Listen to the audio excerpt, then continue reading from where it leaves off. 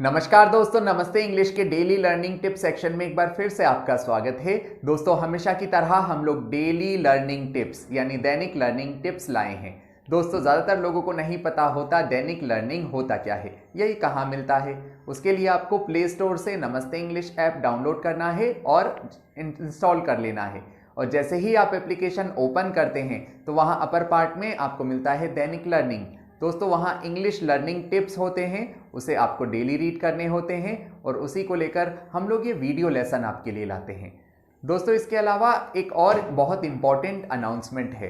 अपनी अंग्रेजी को और इम्प्रूव करने के लिए आज ही प्ले स्टोर से नमस्ते इंग्लिश ऐप डाउनलोड कीजिए और अनलिमिटेड अकाउंट ज्वाइन कीजिए। दोस्तों, नमस्ते इंग्लिश ऐप पर आप अंग्रेजी की बोल बोल कर प्रैक्टिस कर सकते हैं और बिना किसी की सहायता से फर्राटेदार अंग्रेजी बोलना सीख सकते हैं।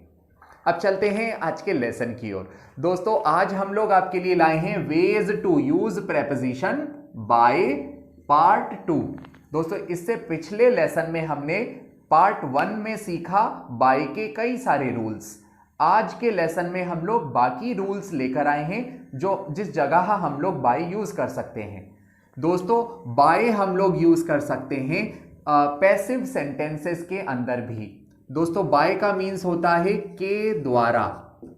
जैसे अगर आपने कहा पैसिव सेंटेंस में बाय का यूज होता है, जैसे in the passive voice bye indicates who is doing the action. दोस्तों, बाय दर्शाता है कि काम कौन कर रहा है या काम किस व्यक्ति के द्वारा हो रहा है। तो ऐसे में हम लोग बाय यूज करते हैं। जैसे एक्टिव सेंटेंस है सेरा रोट द बुक, यानी सहरा ने किताब लिखी थी। इसको अगर आप पैसिव सेंटेंस में बनाते हैं तो आप कहेंगे the book was written by Sarah, यानी किताब लिखी गई थी सेरा के द्वारा। सो दोस्तों, ऐसे सेंटेंस जो पैसिव होते हैं उसमें बाय के बाद काम करने वाले का नाम आता है। Okay, by Sarah, by Ram, by me, by him, इस तरह से यूज किया जाता है। ऐसे ही दोस्तों, बाय यूज किया जाता है रिफ्लेक्सिव प्रोनाउन के लिए भी। जैसे बाय माई सेल्फ, यानी मेरे खुद के द्वारा। बाय योर सेल्फ, यानी तुम्हारे खुद के द्वारा।